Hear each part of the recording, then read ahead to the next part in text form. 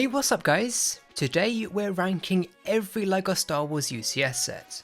There's 31 UCS sets in total, and these have all been ranked in my own personal opinions, so if you change a few things around, then let me know in the comments. Also, thanks to Brickset for their list on all the Star Wars UCS sets, which I used to help make this video. A link to their site will be in the description. But now, let's get started. My least favourite UCS set is General Grievous, which came out in 2008. Don't get me wrong, this doesn't look bad. I don't think any UCS set looks bad, but it just doesn't feel like an ultimate set. If it came out now, then it would just be a normal set and I wouldn't be interested in picking it up. Next, we have possibly the most controversial UCS set, and that's the 2016 Assault on Hoth. The reason people weren't happy it was given the label UCS is because it's basically a big playset, not a display piece. It is nice though that they included around 14 minifigs. At number 29 we have the special edition Naboo Starfighter from 2002. This is the smallest UCS set ever, coming in with just short of 190 pieces. The reason why it's UCS though is because it's covered in these really nice shiny silver pieces, which look really cool. And just to put it into perspective, in 2002, when it was on shelves, it cost around $40, but now a sealed one will usually cost around $400. Next we have the Y-Wing Attack Starfighter from 2004. Like with General Grievous, I look at this and just don't feel UCS. Up next is the B-Wing from 2012. This really just doesn't have much detailing at all, but I do like the use of tread pieces up here. At 26 we have Obi-Wan's Jedi Starfighter from 2010. It's kind of odd why they decided to make a UCS set on this ship, because it really doesn't serve a huge role in the films. Although I must admit, this set doesn't look bad at all. Next we have the TIE Interceptor from the year 2000, and this is the first ever UCS set, so that's quite cool. The issue with this set though is the centre of the wings.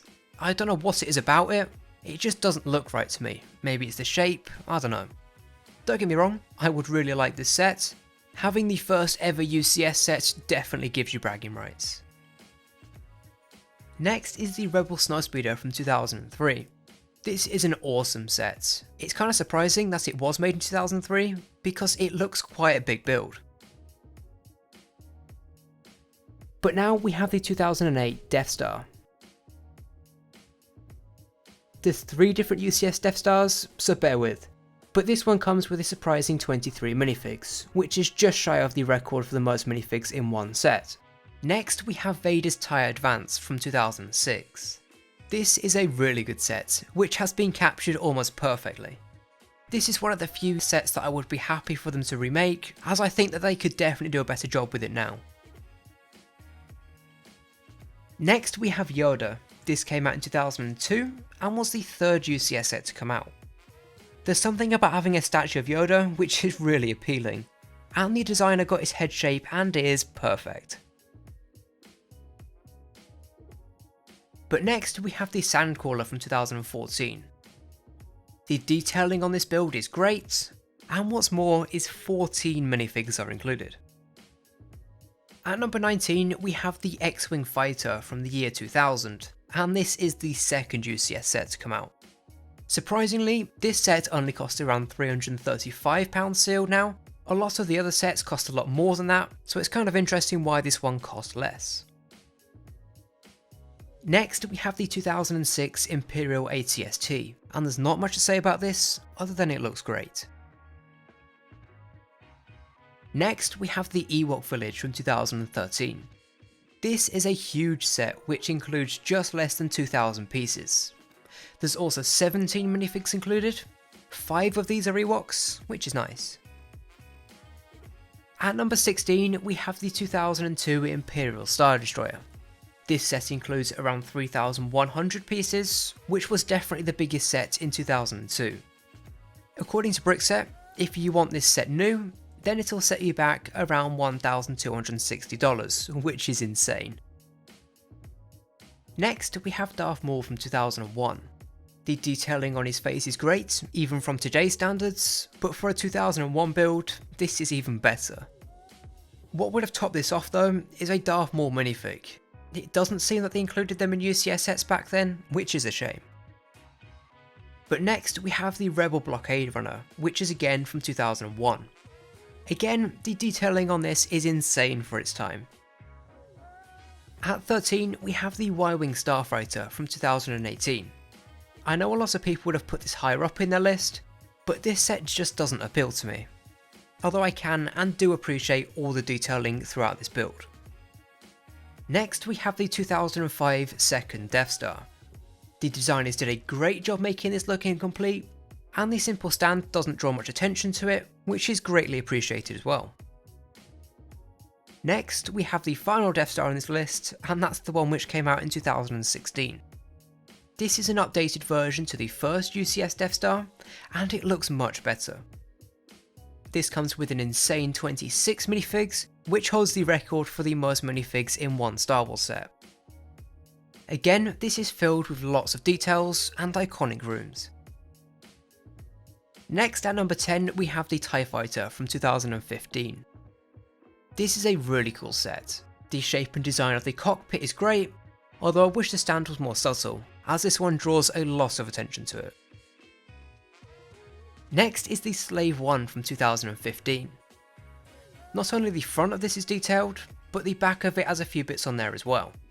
It has lots of tiny details, and 5 minifigs as well. Next is the 2017 Landspeeder. When this came out, a lot of people didn't like it, and I really don't understand why. I think it's a well detailed set, which deserves to be UCS. But I also really like how we're given different display options, and the cockpit looks great too. Next at number 7 we have R2-D2, who came out in 2012. This has some great details, and again has a couple of different display options. Next is the 2011 Super Star Destroyer, and this includes over 3,150 pieces, which a lot of them are quite big, so that just puts it into perspective of how many pieces have gone into the detailing. 5 minifigs are included, as well as this small Imperial Star Destroyer. The 2010 Imperial Shuttle takes the 5th spot. This is just such a sleek, clean model, which allows for a little bit of customization when displaying this.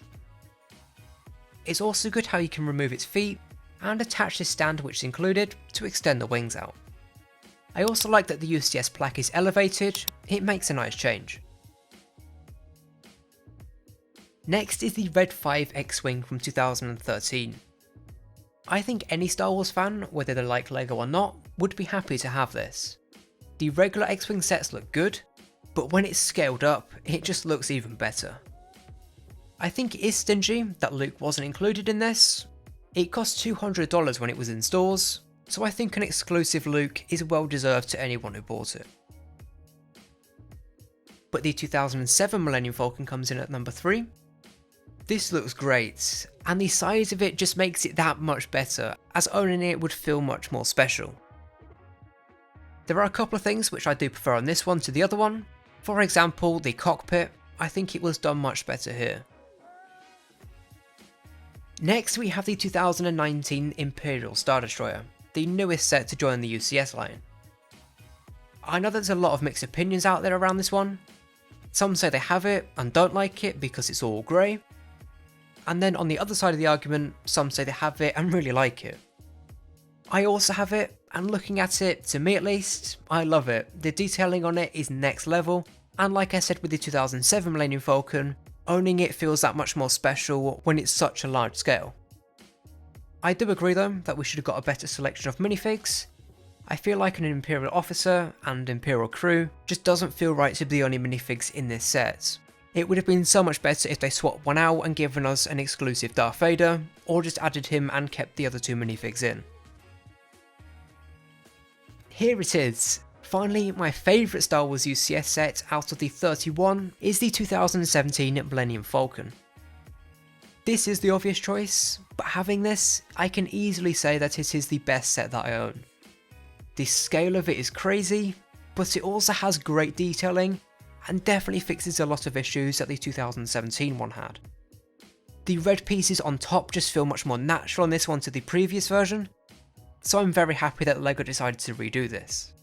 Also, the top can be removed in sections to reveal a detailed interior, which just tops this entire set off. So that is all 31 Star Wars UCS sets ranked in my opinion. Obviously, you will have probably ranked these differently, so feel free to leave your entire list, top 10, top 5, whatever you want in the comments below, as I'd really enjoy reading them. But I would really appreciate it if you did consider subscribing, as well as liking the video, as this did take a very long time to make. Like I said in the beginning, thanks to Brickset for both all the images I used today, and on their website they have a list of all the Star Wars UCS sets and descriptions, which definitely helped in making this video. But that's all for now. Like I said, I would really appreciate it if you did consider subscribing, as well as liking the video.